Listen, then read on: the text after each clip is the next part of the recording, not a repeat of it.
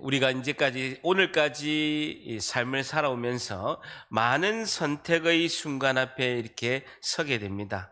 학생들이 또 학교를 갈 때, 전공을 선택할 때, 그리고 학교를 졸업하고 직장을 이제 선택할 때도 많은 선택의 순간 앞에 서게 되고, 직장을 다니면서 또 결혼을 해야 되는 시기 가운데서는 결혼 배우자를 이제 선택하게 됩니다. 우리 예산이 많이 들어가는 집을 살 때도, 차를 살 때도, 물건을 살 때도 많이 고민하고 선택의 고민 앞에 서는 경우가 많이 있습니다. 인생을 뒤돌아보니까 최선의 선택을 하고 그렇게 우리가 나아갔는데, 한참 지나고 보니까 이제 우리가 이 선택이 후회하는 경우도 많이 있는 것을 볼 수가 있습니다. 우리가 예수님을 믿고 교회를 다니는 우리 성도는 이 선택의 순간에서 하나님께 열심히 기도하고 주님께 물어보고 믿음의 선택을 하려고 우리가 노력하는 것을 볼 수가 있습니다. 오늘 성경 본문 여호수아서 2장을 보게 되면요, 아주 긴박한 순간에서 계속된 중요한 선택의 상황들이 오늘 펼쳐지게 됩니다. 오늘 여호수아서 2장을 통해서 성도는 믿음의 선택을 어떻게 해야 할까요에 대한 교훈을 얻고자 합니다. 오늘 질문이요, 성도는 믿음의 선택을 어떻게 해야 할까요에 대한 교훈을 얻고자 합니다. 우리가 각각의 순간마다 믿음의 선택을 해야 되는데, 성도는 믿음의 선택과 믿음의 실천을 어떻게 해야 할까요에 대한 교훈을 얻고자 합니다. 여호수아서 1장 3절, 지난주에 살펴봤던 1장 3절 한번 같이 읽습니다. 시작.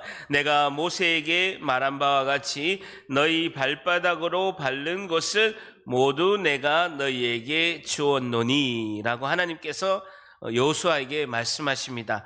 이스라엘 백성의 광야 생활 40년을 마치고 드디어 약속의 땅으로 들어가면서 하나님께서 그 약속의 땅을 향한 전진의 명령을 내리십니다.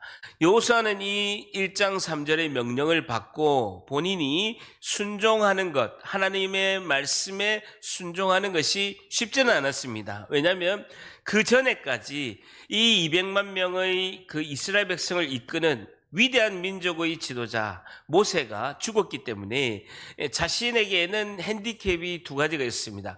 첫 번째는요, 미숙함이죠. 미숙함. 위대한 지도자 200만 명을 이끌었던 모세와는 비교할 수 없는 그런 경험이 없는 미숙함의 지도자였고요. 두 번째는요, 정보가 부족했습니다.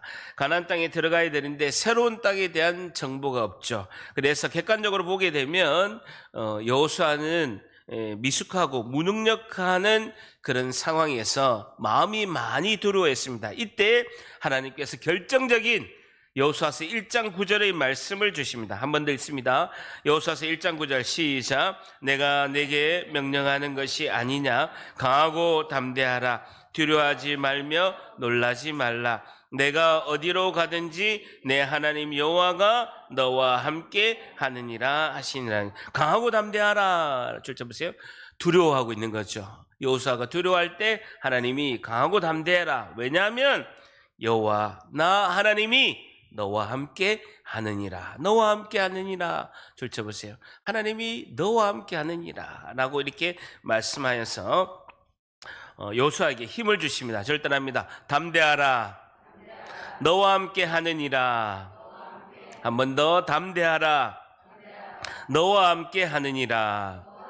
여호수아는 초조하고 불안한 상태입니다. 하나님께서 함께 하신다는 약속의 말씀을 붙들고 순종의 발걸음을 이제 내딛게 됩니다. 그래서 요단강을 건너면 바로 앞에 도시가 여리고라는 도시가 있습니다. 그래서 요단강 건너기 전에 여리고에 대한 도시를 자신들이 지나갈 것인데, 그 여리고에 대한 도시 앞에서 여호수아가 2장 1절, 여호수아가 하는 2장 1절을 같이 한번 읽습니다. 시작. 아들 여호수아가 시딤에서 두 사람을 정탐꾼으로 보내며 이르되 가서 그 땅과 여리고를 엿보라 하매 그들이 가서 라합이라 하는 기생의 집에 들어가 거기서 유숙하더니 눈의 아들 여호수아가 시딤에서 줄쳐보세요.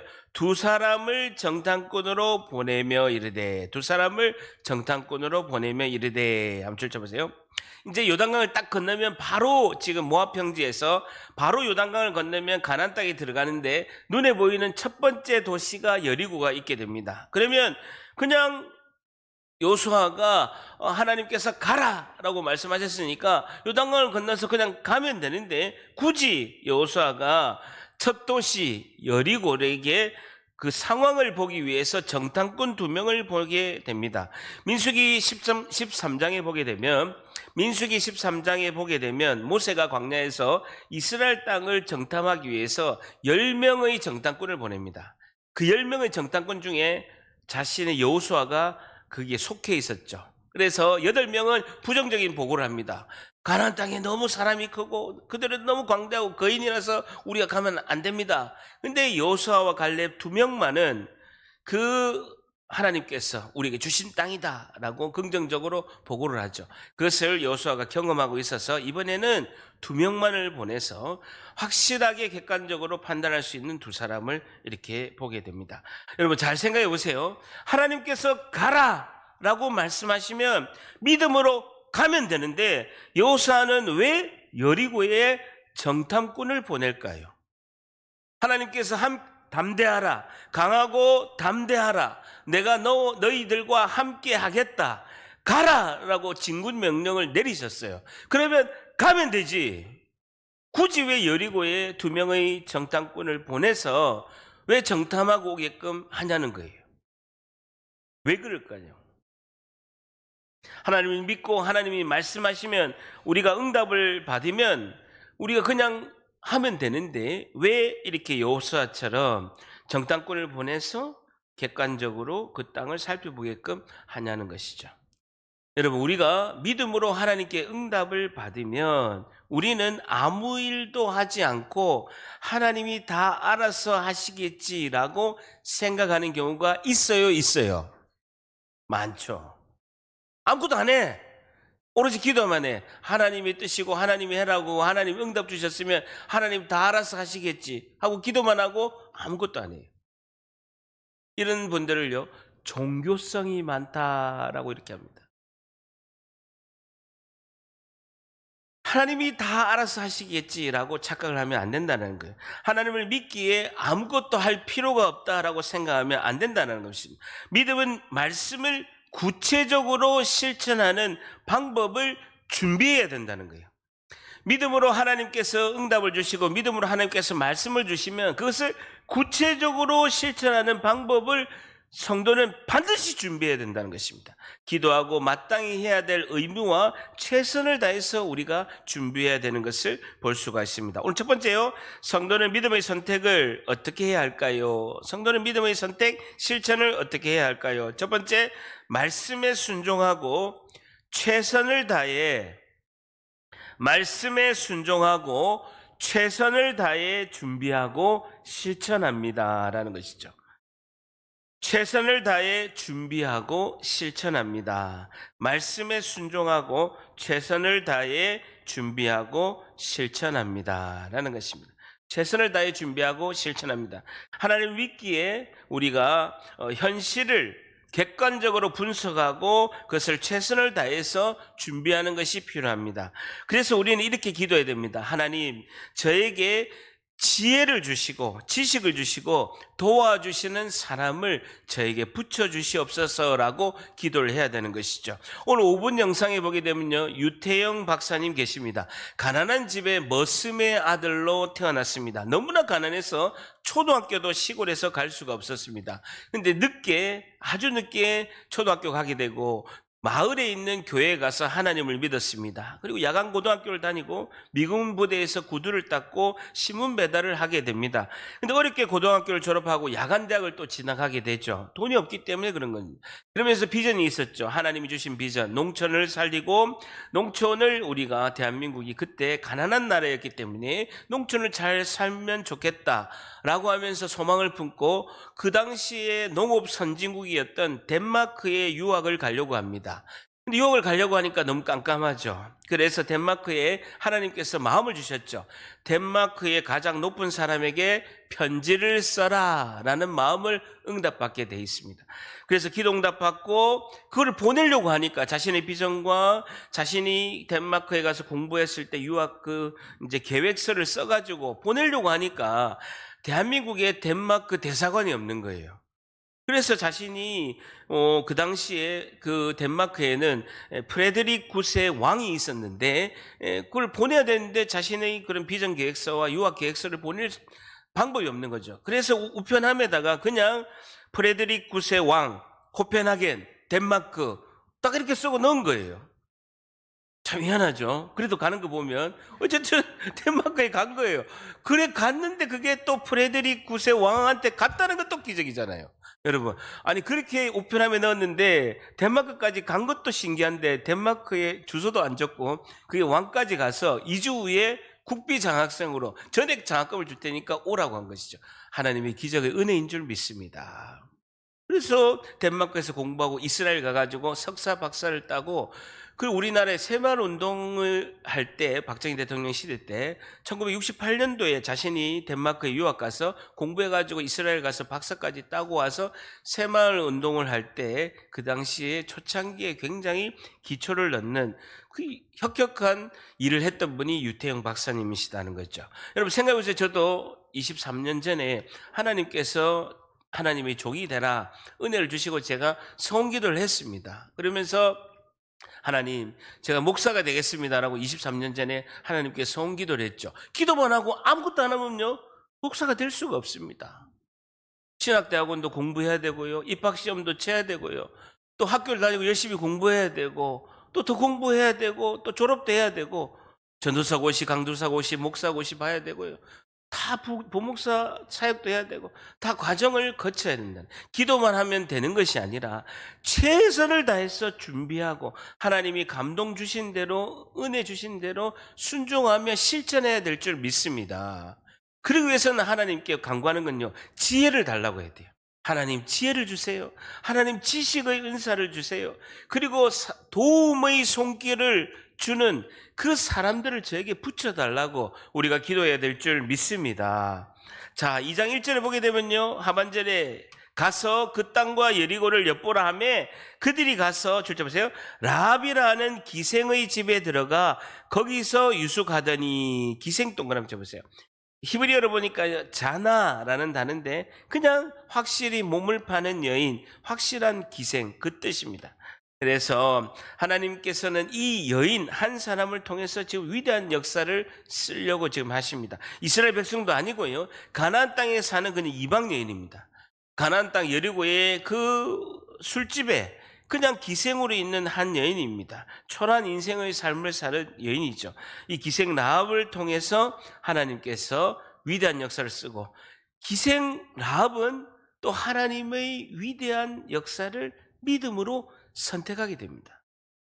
굉장히 중요한 선택을 라합이 하게 되는 것을 볼 수가 있죠. 어쨌든 치밀한 계획을 세워서 2명의 정탐꾼을 보냈는데 이것이 정보가 새어나가서 위험한 상황이 발생합니다. 2절 같이 있습니다. 시작. 어떤 사람이 여리고 왕에게 말하여 이르되 보소서 이 밤에 이스라엘 자손 중에 몇 사람이 이 땅을 정탐하러 이리로 들어왔나이다 라는 것입니다. 여리고에서 딱 보니까 요단강 앞에 모압 평지 200만 명이 있는 거예요. 여러분 성지순례 가보면요, 200만 명이 함께 있을 만한 편편한 모압 평지가 있습니다. 200만 명이 다 거기에 앉아서 있을 만큼 큰 평지가 있습니다. 바로 요단강 건너면 여리고가 보여요. 그 여리고 성에서 보니까 200만 명이 빼곡하게 있는 거예요. 그래서 여리고 성 위에서 그 사람들을 계속해서 관찰하고 있는 것이죠. 그때 한 몇몇 사람이 움직이기 시작하고 여리고 성으로 들어온 것을 그 정탐꾼들이 움직이는 것을 보게 된 것이죠. 근데 가만히 보게 되니까 그 많은 여인숙들 술집 중에서 라합, 기생 라합이 있는 곳에 가는 것을 자신들이 보게 된 것이죠. 그래서 여리고 왕에게 이렇게 보고를 합니다. 그렇게 하니까 여리고 왕이 3절에 라합에게 사람을 보내어 이르되 내게로 와서 내 집에 들어간 그 사람을 끌어내라. 그들은 이 온 땅을 정탐하러 온 스파이다라고 이렇게 왕이 이야기하니까 그래서 가서 이제 그 사람 끌으려고 이제 간 것이죠. 근데 사절에 보게 되면요. 사절 같이 있습니다. 시작. 그 여인이 그 두 사람을 이미 숨긴지라 이르되 과연 그 사람들이 내게로 왔었으나 그들이 어디로 왔는지 나는 알지 못하였고 시작. 그 사람들이 어두워 성문을 닫을 때쯤에 되어 나갔으니 어디로 갔는지 내가 알지 못하나 급히 따라가라. 그리하면 그들을 따라잡으리라 하였으나 라는 것입니다. 라합은 순간적으로 이렇게 선택을 하게 되는데요. 사절에 보게 되면 라합이 딱 정탐꾼이 오니까 그 정탐꾼을 잡으러 이제 그 군사가 왔겠죠. 그러니까 그 두 사람을 이미 숨기게 됩니다. 그러면서 이렇게 이야기하죠. 그 사람들이 내게 왔었으나 그들이 어디로 왔는지 내가 알지 못하고 어두워서 성문이 닫을 때쯤에 나갔다라고 이야기합니다. 안 왔다고 하면 기생 라합의 집을 샅샅이 뒤졌을 것인데 왔긴 왔는데 성문이 닫힐 때쯤에 나갔다라고 지혜롭게 이야기합니다. 그러니까 이제 군사들이 그 정탐꾼 2명을 잡으러 라합의 집에서 나가는 걸 볼 수가 있죠. 고대는 어떻게 되어 있냐면요. 적들이 많이 쳐들어오니까 바깥에서 일할 때는 밖에서 일하고 그 다음에 저녁이 되면 사람들은 성문 안으로 들어와서 성 안에서 거주를 했습니다. 그리고 아침이 되면 성문이 열려서 밖에 나가서 들에서 일을 하고 다시 저녁이 되면 이제 성문이 닫혀서 들어와서 집에서 편안히 이렇게 잠을 자게끔 이런 구조로 되어 있죠. 그래서 성문이 닫힐 때쯤 저녁이 돼서 그 사람들이 갔다라고 이렇게 이야기할 수 있습니다. 이 본문을 보고 우리가 이렇게 질문할 수 있습니다. 기생 라합이 거짓말을 했어요? 참말을 했어요? 따라오고 있습니까? 기생 라합이 거짓말을 했어요? 참말을 했어요? 거짓말을 했죠.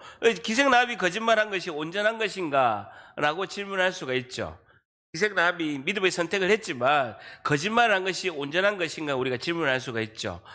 정답은 뭐냐면요. 여러분, 정의와 공의의 차이점을 알아야 됩니다. 정의는 뭡니까? 법을 어기면 안 되고 거짓말하면 안 된다라는 것이죠. 공의는 무엇입니까? 공의는 법을 어기더라도 살려야 된다라는 거예요. 하나님의 뜻이라면 살려야 된다라는 것입니다. 법을 어기더라도 살려야 된다라는 것입니다.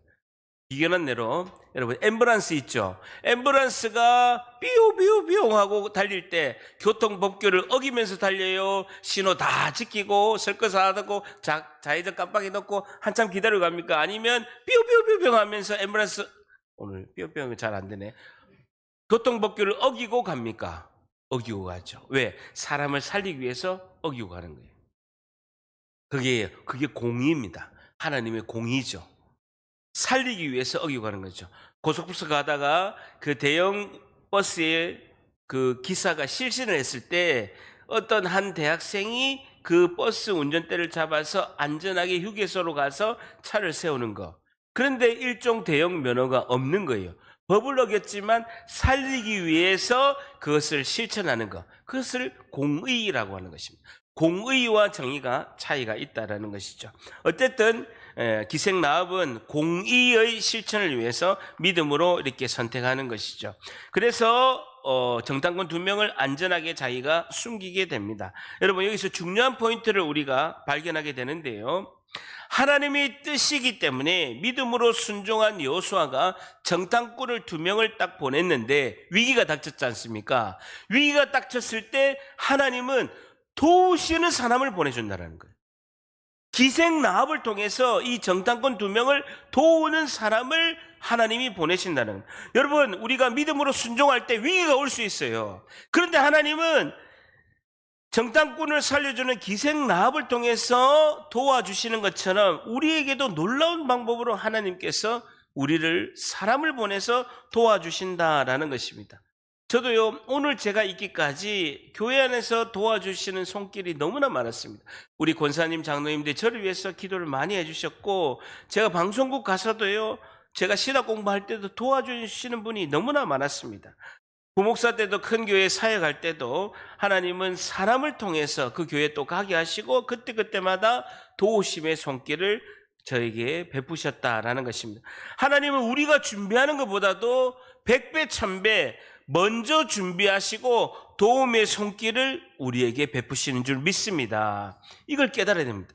우리보다도 먼저 하나님께서 준비하시고 우리보다도 더 일찍 더 많이 준비하고 계신다는 겁니다. 그럼 우리가 할 일은 뭡니까? 여러분, 하나님은 내가 하나님 말씀에 순종하며 나아갈 때 그 말씀에 순종할 때 위기가 온다라는 거예요. 하나님의 뜻이고 하나님이 하라고 하셨음에도 불구하고 철저히 준비하고 그것을 계획을 잡아서 여호수아처럼 실천하려고 할 때 사탄이 방해해서 아니면 나의 실수로 인해서 위기가 올 수 있다라는 거예요.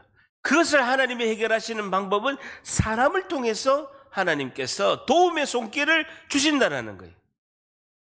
그럼 우리가 순종해야 될 건 뭡니까? 위기가 올 때 실망하고 낙담하고 우리가 동굴에 빠질 수가 있다는 거예요. 여러분, 믿음으로 하나님께 기도하고 나아갔는데 위기가 오면요 10명이면 9명이요 동굴에 숨어요. 그러면 하나님도 방법이 없는 거예요. 그때 우리가 순종의 자리에 있어야 될 줄 믿습니다. 이때 힘을 내야 되는 거예요. 이때 믿음이 작동돼야 되는 거예요. 이때 내가 아이고 하나님 믿어도 아무 소용없네. 아니 하나님이 응답 주고 집사님들이 그렇게 그게 하나님 뜻이라고 이야기를 했는데 내가 해보니까 방해도 많고 위기도 많고 아이고 못하겠다고 그냥 교회 나가봐야 아무 소용없네 하고 동굴에 숨으면 안 된다는 거예요. 그럴 때도 불구하고 순종의 자리로 나와야 될 줄 믿습니다. 나와야 되는 거예요. 우리 동굴에 있으면 하나님도 어떻게 할 수 없어요. 어쩌다가 하나님이 동굴에 후러시 비춰가지고 나오라 할 수도 있어요. 근데 그런 경우는 거의 없어요. 하나님 후러시 잘 안 비추신다고요. 내가 나와야 되는 겁니다. 억지로라도 힘을 내서 예배의 자리에 나오고 하나님의 그 놀라우신 은혜의 자리로 나와야 될 줄 믿습니다. 다 같이 따라합니다. 순종의 자리로 갑시다. 순종의 자리로 갑시다. 그래서 사람을 통해서 도우심을 경험하게 된다라는 것이죠. 그러면 하나님께서 도움의 손길로 쓰임받는 사람은 하나님 어떻게 보상하냐는 거예요. 보세요. 내가 힘들 때 하나님이 도움의 손길로 도와주시는 사람을 붙여주신다는 거예요. 그러면 도와주는 기생나합 같은 사람, 하나님께서 보내주신 그 사람은 하나님이 어떻게 보상하시냐는 거예요. 지금 보세요. 곧 여리고성이 무너지고 이스라엘 백성들이 진군해서 여리고성이 무너지게 됩니다. 하나님께서 일주 동안 돌기만 해라. 그럼 내가 다 그걸 무너뜨리겠다 해가지고 성이 무너지고 그 여리고성에 있는 사람들이 다 죽게 됩니다. 그런데요, 기생나합과 그 가족만 살았어요. 하나님이 도움의 손길로 쓰임받는 사람은요 반드시 하나님이 보상하신다는 거예요. 여러분 주보를 끼우시고요 여호수아서 6장 25절 한번 찾아봅니다. 여호수아서 6장 25절 2장의 주보를 끼우시고요 여호수아서 6장 25절 여호수아서 6장 25절 같이 있습니다. 시작. 여호수아가 기생나합과 그의 아버지의 가족과 그에게 속한 모든 것을 살렸으므로 그가 오늘까지 이스라엘 중에 거주하였으니 이는 여호수아가 여리고를 정탐하려고 보낸 사자들을 숨겼음이었더라 라는 것이죠. 하나님께서 기생나합과 그의 아버지의 가족과 그에게 속한 모든 것을 살리게 주셨다라는 것이죠. 하나님은 하나님의 도움의 손길로 쓰임 받는 사람에게는요 반드시 하나님이 보상하신다라는 겁니다. 여러분 이 기생나합이 누군지 아십니까? 마태복음 1장 5절에 보게 되면요 이 기생나합이 이 정탐꾼 중에 한 명이 누구냐면요 살몬이에요. 살몬. 연어가 아니고요 살몬이라는 사람이 있습니다. 이 살몬이라는 사람, 정탐꾼 2명 중에 한 명이 살몬인데 이 살몬이 기생나합하고 결혼합니다. 결혼해가지고 기생나합과 낳은 사람이 누굽니까? 누구예요?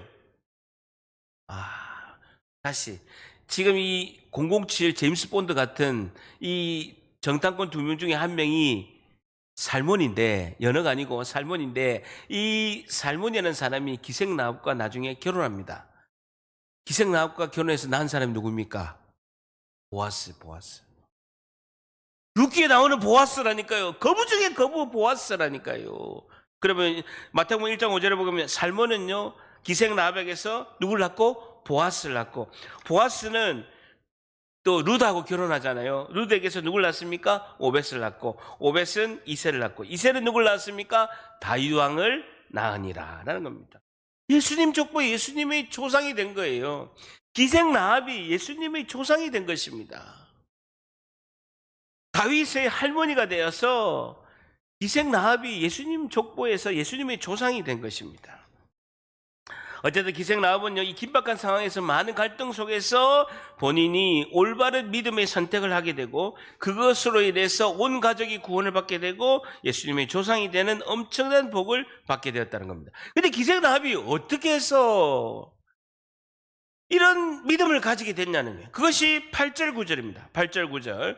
하나님 말씀에 대한 분명한 지식이 있었다는 것입니다. 2장 8절 9절. 2장 8절 9절 같이 있습니다. 시작. 또 그들이 눕기 전에 라합이 지붕에 올라가서 그들에게 이르러 말하되 여호와께서 이 땅을 너희에게 주신 줄을 내가 아노라. 우리가 너희를 심히 두려워하고 이 땅 주민들이 다 너희 앞에서 간담이 녹네. 내가 아노라. 동그라미 쳐보세요. 여러분, 이 여리고라는 도시는요, 사람들이 많이 왕래를 합니다. 무역도시거든요. 근데 여기 술집에 와서 사람들이 하는 이야기를 듣고, 사람들이 그곳에 모여서 하는 이야기를 듣고 믿음이 생긴 거예요. 그러면서 내가 아노라 하는 겁니다. 아노라 동그라미.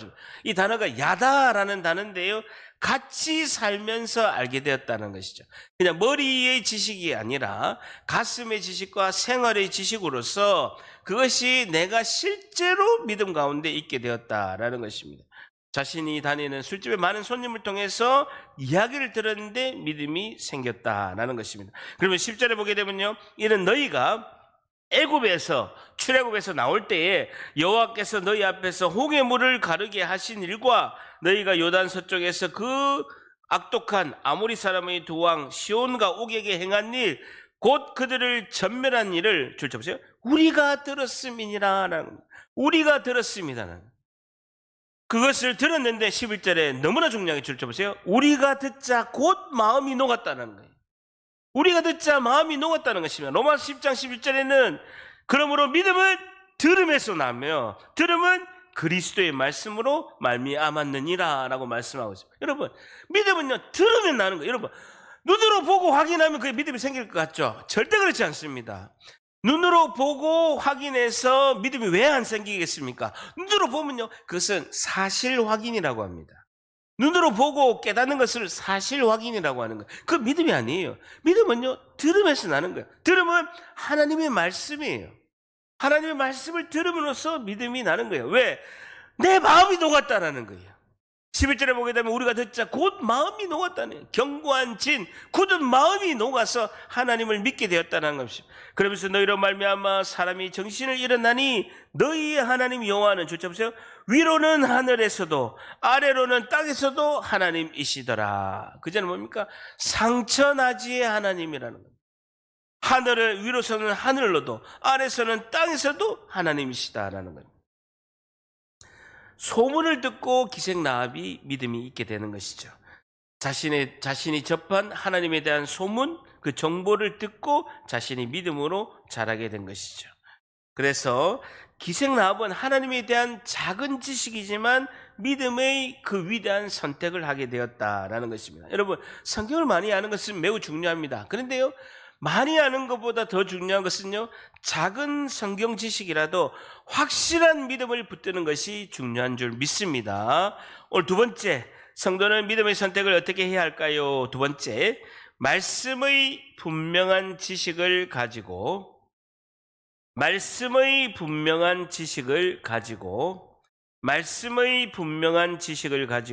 하나님을 계속 신뢰합니다. 말씀의 분명한 지식을 가지고 하나님을 계속 신뢰합니다 라는 것이죠. 이 라합의 믿음, 기생 라합의 믿음이 이스라엘 믿음의 표본이라고 히브리서와 야고보서에서는 믿음의 표본으로 말씀하고 있습니다. 메모하시겠습니까? 히브리서 11장 31절에, 히브리서 11장은 믿음의 장인데 히브리서 11장 31절에 제가 읽어볼게요. 찾지 마시고. 히브리서 11장 31절에 믿음으로 기생 라합은 정탐꾼을 평안히 영접하였으므로 순종하지 아니하는 자와 함께 멸망하지 아니하였도다라고 말씀하고 있습니다. 히브리서 11장은 믿음의 장인데 성경 인물 중에서 가장 믿음의 인물을 언급하고 있는데 그 중에 기생 라합을 이야기하고 있습니다. 그러면서 또 하나 메모하시면요, 야고보서 2장 25절에는요 행함이 있는 믿음을 언급하면서 믿음의 주인공 딱 2명만 언급합니다. 행함이 없는 믿음은 죽은 믿음이다. 믿음을 가진 자는 행함이 있어야 된다. 야고보서 2장 25절. 야고보서 2장 25절에 보게 되면 야고보서 2장에 행함이 있는 믿음은 진짜 믿음이고 행함이 없는 믿음은 죽은 믿음이다 언급하면서 구약에 그 많은 인물이 많은데 야고보서는 딱 2명을 실천했어요. 실천에 행함이 있는 믿음의 주인공 딱 2명. 아브라함과 기생라합 2명을 언급했습니다. 아브라함은 믿음으로 이삭을 하나님께 드렸고 목숨의 위태로움 가운데서도 기생라합은 믿음으로 선택을 했다라고 야고보서 2장 25절에 또 이와 같이 기생라합이 사자들을 접대하여 다른 길로 나가게 할 때에 행함으로 어렵다 하심을 받은 것이 아니냐라고 이렇게 말씀하고 있습니다.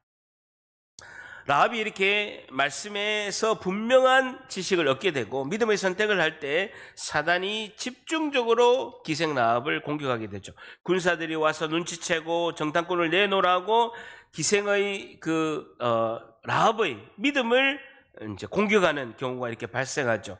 우리는 사단의 어떤 집요한 공격에 요동치고 믿음이 흔들릴 수가 있습니다. 어려운 환경 속에서도 믿음의 분명한 하나님에 대한 지식이 있더라도 이 라합처럼 하나님을 뜻을 이루기 위해서는요 사단의 공격이 많이 있을 수가 있다는 거예요. 사단이 보세요, 정탐꾼을 내놓으라는 것은요 군사들이 정탐꾼 2명을 내놔라 라고 이렇게 하는 것은 기생 라합에게 너희 믿음을 내놔라 하는 것과 똑같다라는 것입니다. 그럴 때 우리가 행동으로 결단하고 이 믿음의 결단을 붙들어야 된다는 것입니다. 오늘 마지막 3번째요. 성도는 믿음의 선택을 어떻게 해야 할까요? 어려운 환경 속에서도요. 자, 3번째, 성도는 믿음의 선택을 어떻게 해야 할까요?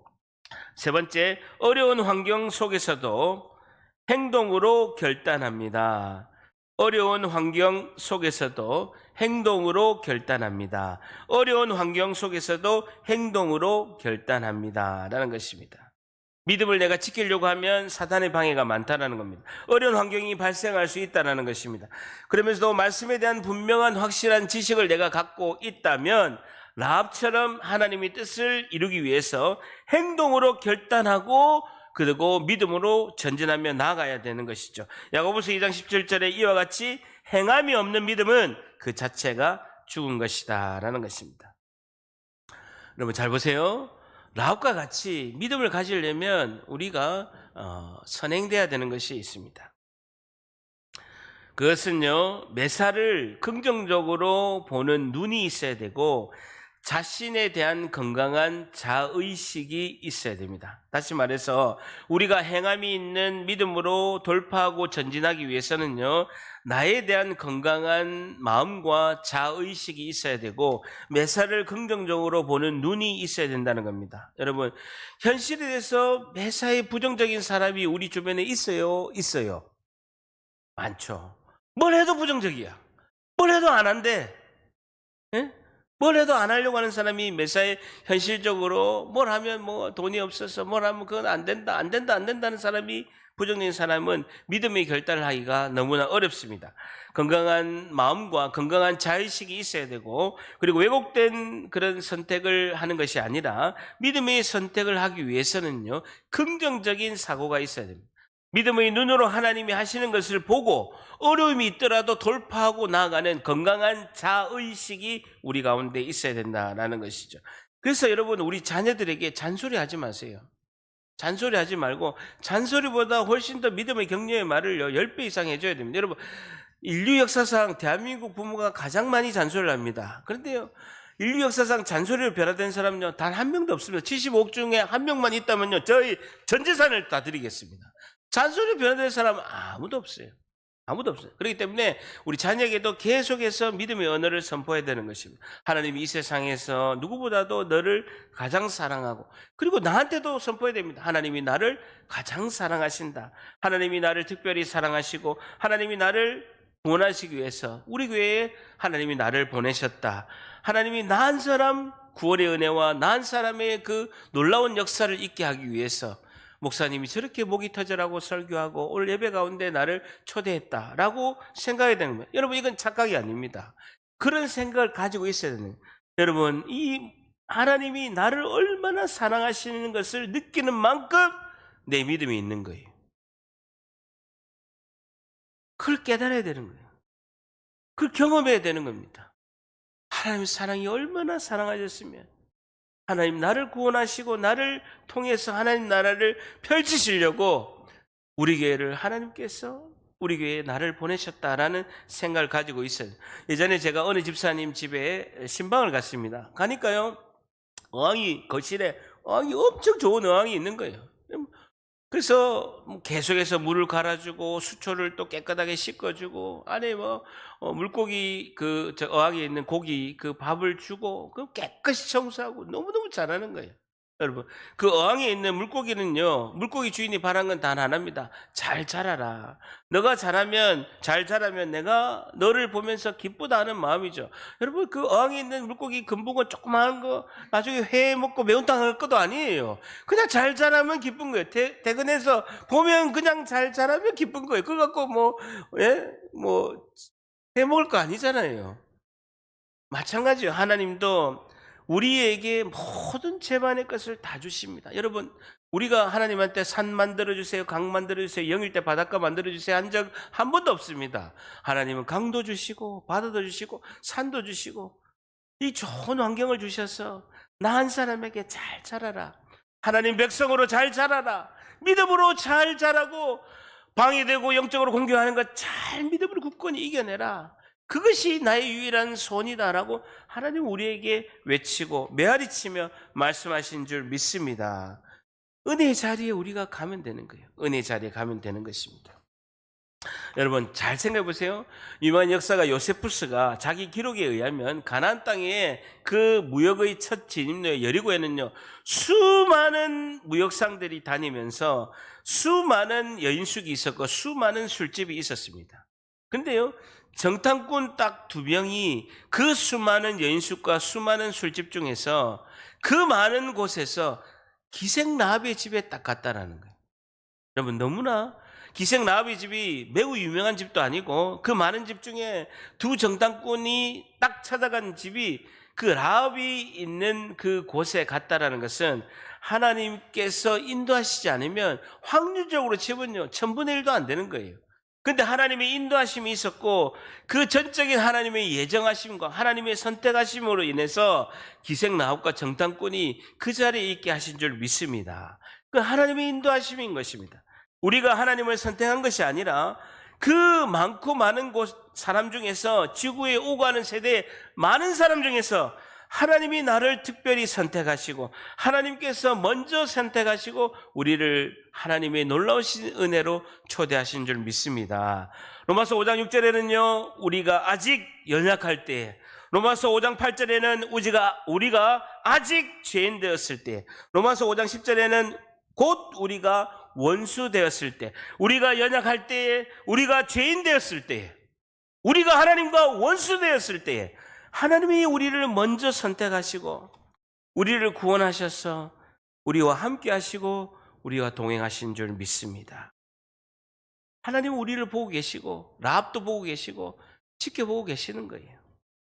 그래서 하나님께서 믿음도 주시고 우리를 예정하시고 선택하시고, 그리고 우리가 겉보기에는요 내가 선택하고 내가 전도 이렇게 한 사람에 이끌려서 온 것 같지만요 하나님이 미리 예정하신 거예요. 하나님이 선택하신 줄 믿습니다. 여러분, 우리가 여리고 하면 생각나는 사건, 신약에 혹시 기억나는 사건이 있어요? 여리고 하면 떠오르는 사건이 있습니까? 여리고 하면 누가복음에 한 인물이 떠오르지 않습니까? 누가 떠오릅니까? 여리고의 세리장 누구? 상급을 걸어야 되겠네. 여리고의 세리장, 누가복음 19장에 예수님께서 십자가 못 박히시기 직전에 여리고를 통과할 때 예수님이 한 사람을 보게 되죠. 예수님 보려고 키가 작아가지고 돌감람나무 뽕나무에 올라가서 예수님을 본 사람 누굽니까? 세리장 삭개오죠. 뭐 우리 주일학교도 하는데, 응? 우리 주일학교도 다 하는데 삭개오 예수님만 보려고, 응? 예수님 지나간다 소식 듣고 한번 보려고 누가복음 19장에 막 키도 작으니까 그 뽕나무 돌감람나무에 올라가서 예수님을 보려고 막 하는 거예요. 근데 수많은 군종들이 있었습니다. 예수님 수많은 군종이 지나갈 때 예수님께서 누가복음 19장 5절에 예수님 삭개오를 어떻게 하시겠습니까? 그러면서 삭개오에게 삭개오야 속히 내려오라 라고 부르시는 것이죠. 깜짝 놀랐을 것입니다. 삭개오는 예수님만 보려고 왔는데 예수님이 이미 알고 계신 것입니다. 뽕나무에 있는 삭개오야 내려와라. 그러면서 예수께서 이르시되 오늘 구원이 이 집에 이르렀으니 이 사람도 아브라함의 자손이라 라고 말씀하고 있는 것입니다. 여러분, 우리가 아침에 열심히 교회 준비해서 왔지만 하나님의 부르심과 예수님이 우리를 선택하셔서 구원을 베푸신 그 위대한 역사인 줄 믿습니다. 우리가 한 게 아니에요. 우리가 한 게 아니라고요. 오늘 이렇게 하나님을 찬양하고 영광 가운데 우리가 찬송드리고 기도하고 말씀을 듣는 것은 전적인 하나님이 우리를 사랑하셔서 선택하신 줄 믿습니다. 여러분, 우리가 예수님이 이렇게 선택하시고 하나님 선택한 것을 왜 우리가 모를까요?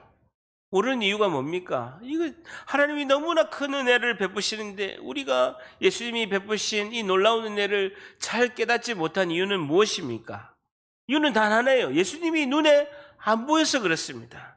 부활하시고 살아계신 예수님이 우리의 눈에 보이지 않기 때문에 우리가 잘 믿지 못하는 것입니다. 그럼에도 불구하고 예수님은 우리를 보고 계시고 예수님은 우리의 눈을 우리에게서 떼지 않으신다는 것입니다. 그걸 믿을 때 예수님이 나를 끝까지 보고 계시고 나를 놓지 않으시고 예수님의 시야 안에 내가 들어있구나, 코람데오스, 하나님 앞에서의 삶을 살게 되면 주님이 내 삶을 붙들고 이끄신 줄 믿습니다.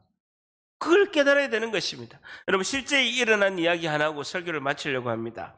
어떤 아버지가 5살 난 아들과 집에 있었는데 아빠가 슈퍼에 잠깐 갔습니다. 슈퍼에 잠깐 간 사이에 그 아파트에 불이 난 것입니다. 잠깐 간 사이에 불이 이제 급하게 이렇게 불이 난 것이죠. 그래서 아파트에서 막 불이 나가지고 막 불이 나기 시작하니까 아이가 5살 된 아이가 살려고 공기가 불이 없는 쪽으로 가다 보니까 발코니에 난간대에 매달리게 된 것이죠.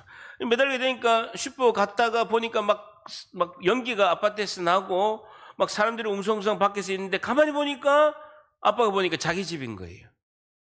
자기 집인 거예요. 그래가지고 손살같이 뛰어가서 보니까 아들이 발코니에 난간대에 매달려 있는 것입니다. 그래서 아빠가 이야기했습니다. 아들아, 아빠가 밑에 있으니까 손을 놔라 라고 아빠가 외친 것이죠. 아빠가 밑에서 너를 받을 테니까 걱정하지 말고 손을 놔 라고 아빠가 절규하듯이 아들에게 외치고 있습니다. 5살 난 아들이 이렇게 아빠에게 이야기했습니다. 아빠, 연기 때문에 아빠가 안 보여요. 아빠가 안 보인다고요 하니까 아빠가 이야기하고 있습니다. 너는 안 보이지만 나는 분명히 너를 보고 있어. 아빠를 믿고 손을 놔 라고 아빠가 외쳤습니다. 그 아들이 그 손을 놨을 때 아빠가 밑에서 아들을 받아서 아들을 살렸습니다. 여러분, 오늘도 마찬가지입니다. 우리는 연기에 가리워서 예수님이 보이지 않습니다. 그렇지만 살아계시고 주님은 우리에게 내가 너를 보고 있으니까 믿음으로 손을 놔. 여러분, 우리는요 결코 놓지 못하고 있는, 손에 붙들고 있는 것들이 다 우리에게 있습니다. 이것만큼은 못 놓는 거 다 붙들고 있다고요. 그런데 그것을 놓아야 주님이 우리를 살려주시고 우리를 주님의 품 안에서 받으실 줄 믿습니다. 그걸 놓아야 돼요. 놓아야 돼요. 내가 결코 못 놓는 거, 끝까지 붙잡고 있는 거, 그걸 놓아야 되는 것입니다. 오늘 제가 예배하기 전에 목양실에서 눈물을 흘리면서 기도가 나오는 거예요. 전도 대상자들을 생각하고 복음으로 전도할 분들을 생각하니까요. 가슴이 미어져 오면서 눈물이 나오는 거예요. 아, 하나님의 마음이 이렇구나. 한 영혼을 살리기 위한 이 간절함이 하나님 마음이 이렇구나. 그걸 느끼게 된 것입니다. 목사는요, 하나님의 마음을 전하려고 하는데요, 이 언어, 말이라는 표현으로 전하는 데는 너무나 한계가 있다라는 거예요. 제가 받은 하나님의 은혜를 여러분에게 오늘 예배 시간에 다 전해야 되는데 100분의 1도 못 전하는 이 안타까움이 있는 거예요. 하나님이 이 종에게 부어주신 은혜를 전하려고 하는데 전할 수 있는 도구가 말밖에 없다는 거. 제 심장을 열어서 하나님의 사랑을 보여주고 싶은데 할 방법이 없는 거예요. 하나님의 사랑이 이렇게 크구나. 한 영혼을 살리기 위해서, 한 사람이라도 살리기 위해서 이렇게 애타면서 눈물로 우리를 보고 계시는구나. 여러분, 우리가 믿음으로 잡고 있는 손을 놓아야 됩니다.